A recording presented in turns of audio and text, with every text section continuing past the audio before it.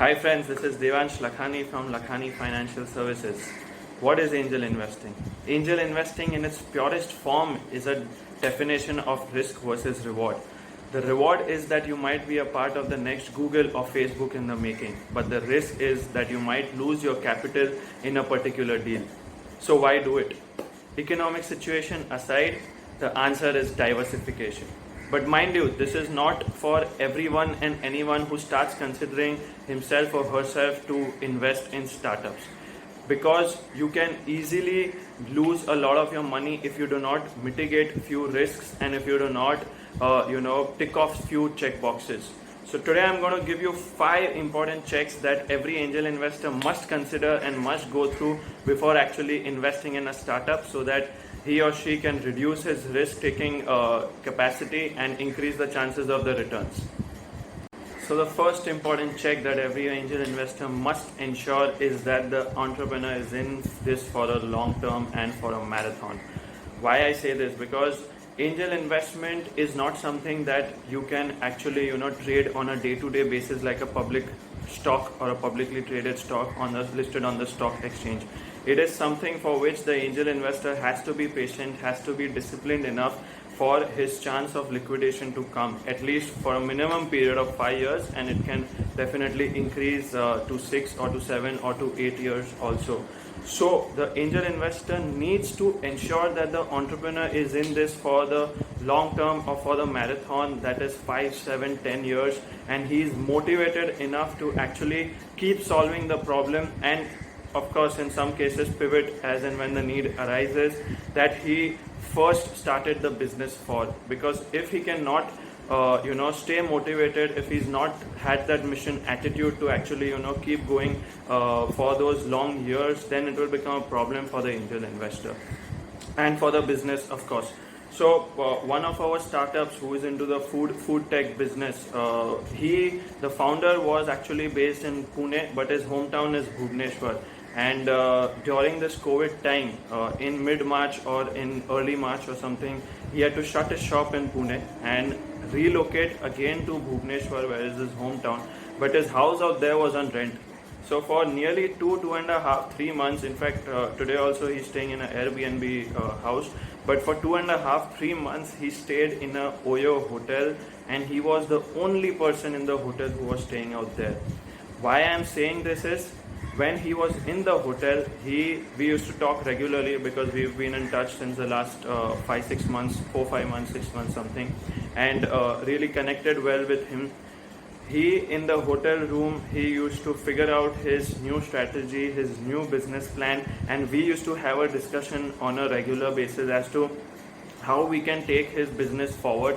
And since his old business of a cloud kitchen was shut, how we can renew that model into a different kind of a tech-driven business so that it gives impetus to him when the COVID situation has improved. He came up with a much better solution next time, and we worked on it in depth. And today, as on date, he's already got around 12 to 15 restaurants on board in Pune and in restaurant. And we are going to solve a very big problem of the restaurant industry also, and also in the planning stages of how we can take this forward too. So why I'm saying this is because the founder pain, relocation of of any of the founders or of the company itself, these are few of the examples that prove the fact that the founder is in it for the long term. He is not going to quit when situations get tough. This is what an angel investor needs to look in an entrepreneur before he invests. This is one of the most important checks that angel investors should tick mark once he has got this particular thing. And if he does not find this kind of qualities in an entrepreneur, it's better to move on. The second important check that every angel investor must see before investing in a particular startup or in that particular entrepreneur is that the entrepreneur himself has invested in his startup. This is like a no-brainer. It's very important to see that the entrepreneur himself has invested in the company, because if the leader hasn't invested any single rupee in the company and is expecting someone else to put in the money for him, then that's an automatic red flag. Like, it's a no-brainer. There's a very good saying that if you don't have skin in the game, then there is no game, right? So it's very important, for angel investors to assess whether entrepreneur has spent some amount of money already into the business, and then that angel investors money can be spent for growth or for scaling the business up. Like if we have the firm belief that if the founder's own money is actually not put into the business, then the time is that you just move on from that startup and you start looking at different startups. The third important check that every angel investor must ensure is that he pays to scale, not to test. Mind you guys that every angel investor who has made huge amount of wealth by investing in startups is at a phase when they have invested in startups to scale the business, not to test the business. This is because when you are in that testing phase, when the founder is in a testing phase, it's all about assumptions, it's all about rosy assumptions, which are yet to be tested and which are yet to be proven. So what happens is that it's the entrepreneur's job to actually, utilize his money, put in the money, put in his knowledge and skills to validate those assumptions, to collect the data, and then to validate his or her hypothesis. After a lot of experiments, after a lot of changes, after a lot of tweaks in his particular product or in his particular business, a firm business model is found. This is when all the points which we had started during, assumptions which were guesses then have now turned into facts which can be replicated in different cities or in different states also whenever, he plans to move on. This inflection point is called a product market fit. Now this is a time when most of the founders shall at least start talking to angel investors. Probably you won't get funds immediately from angel investors, but at least to start the conversation with angel investors in terms of the hypothesis of the product and the business or the model, right? And to see what is the kind of response that he or she is getting from investors, community alike. Guys, if you all have liked the video till now, I would urge you all to subscribe to my channel below, click on the notification bell, and we'll ensure to bring out the best possible content for startups, for business, for growth, for angel investing. This is the best platform, best channel that you will get to actually listen and view the new insights into the startup ecosystem. The fourth important check that every angel investor must see before he invests in a startup is examining that startup's cost of customer acquisition. Now, we all know that one of the most important metrics that we need to look at in a startup is the revenue and its growth in the future, right?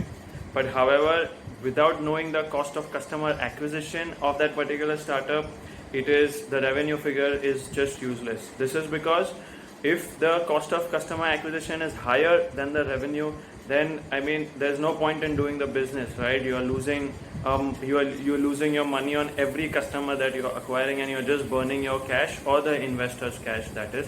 So it is very important that the entrepreneur should know his numbers very well. Otherwise, what will happen is that he'll just be selling himself out of the business.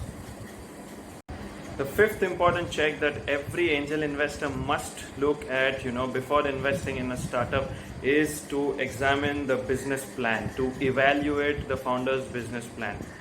Are you investing in a startup just based on the story that the founder or some advisor has told you? Have you gone through the complete business plan? Is the financial plan, the assumptions, the projections of the turnover realistic considering the gross profit and the net profit? Is the entrepreneur's marketing plan right, or is it realistic? Is it in place? Have all the expenses been considered in this business plan by the entrepreneur? Are these assumptions backed by the perfect rationale, logic and reason? Have you seen all these things in the business plan of this particular startup that you are planning to invest in? If not, then you need to ask your question why and how come you are investing in this particular startup. Because these things are very important, and it will give you a clear picture about the founder's vision regarding his business, whether he is in this for the long term, how does he want to play the game, how he wants to grow his business, how he wants to scale it up, what are the expenses that are going to come, what will be the break-even point of this particular business. So these are very important things that every angel investor must consider before investing in a startup. Go through the whole business plan along with the founder. So guys, if you all have liked my video and if you all think that this content on startups is very interesting and it gives you some kind of knowledge, please do subscribe to my channel below and click on the notification bell. We would ensure we would get the best possible content on startups, on business, and on investing in startups or in any other kind of asset classes. Thanks guys.